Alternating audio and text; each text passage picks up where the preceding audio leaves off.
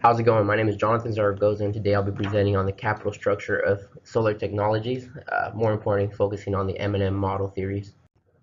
On this first slide, we're going to explain a little bit about what the M&M capital structure theories are and the certain assumptions they make when looking at the overall value of the firm.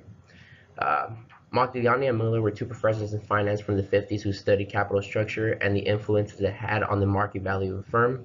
Under the M&M model, with certain assumptions, Modigliani and Miller believed that the capital structure of a firm had no effect on the market value of that said firm. Keep in mind, there was certain assumptions as far as no corporate taxes, no transactions fees, and so on. Uh, M&M argued that the value of a company derives from earnings and risk assessment as opposed to leverage and the debt to equity ratios. The value of a firm with no corporate taxes. So in a zero tax world where the M&M theory suggests that the capital structure of a company is irrelevant. It has no impact, whether positive or negative, on the overall value of the firm. In the case analysis for solar technologies, we found that the value of firm U and firm L were both the same. We found the value of the firm by dividing the earnings, their EBIT by RSU, which was 14%. Under this model, we found that SL was equal to the value of firm L minus the total debt, which in turn was $2,571,429. All in all, we found that the RS of firm L was 16.33%. Under the same model, we found that WACC was the same as the cost of debt. As the cost of equity. Under this model, we found it using debt divided by value times the cost of debt plus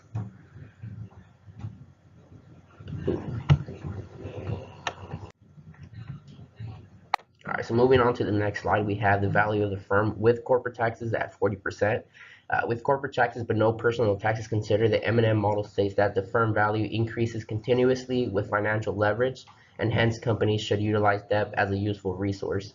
Under this model, we found that the value of firm U, we found it by using EBIT times 1 minus the tax rate divided by RSU, and the value of firm L was used by finding out the value of firm U plus the total debt times the tax rate, which in turn was 2,142,857 for firm U, and the leveraged firm, or the firm that utilized the tax rate and debt, came out to be 2,542,857.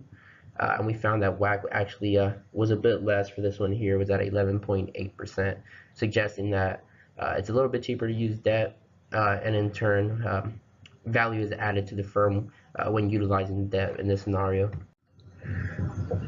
So value of firm with corporate taxes and no personal taxes. In this scenario, the firm had both corporate and personal taxes.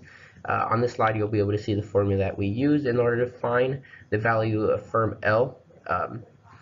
With this here, we found that when using both personal and corporate tax rates, we found that for every $100 increase in debt, there is a $25 increase in the total value of the firm.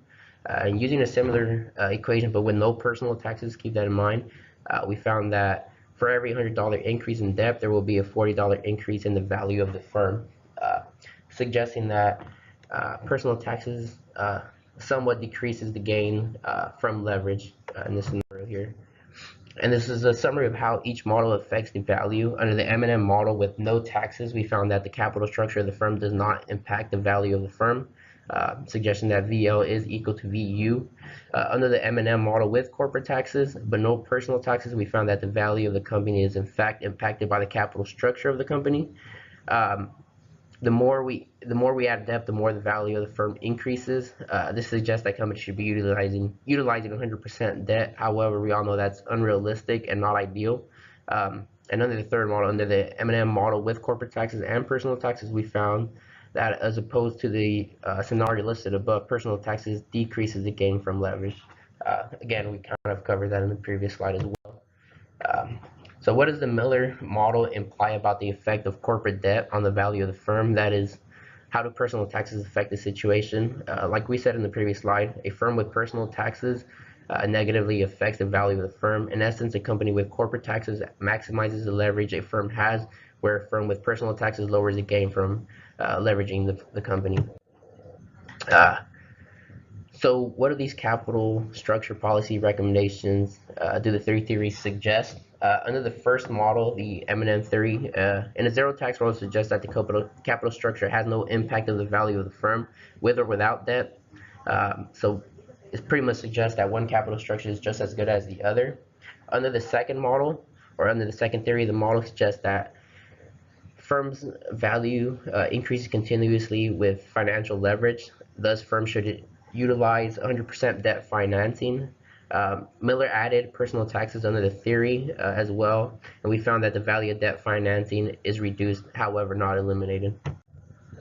So in summary, debt is a good instrument to lower the cost of capital for both firms. In summary, the M&M theory, or one theory, without corporate taxes, says that a firm's relative proportions of debt and equity don't matter. Under the M&M one with corporate taxes, says that the firm with the greater proportion of debt is more valuable because of the interest tax shield. Thank you.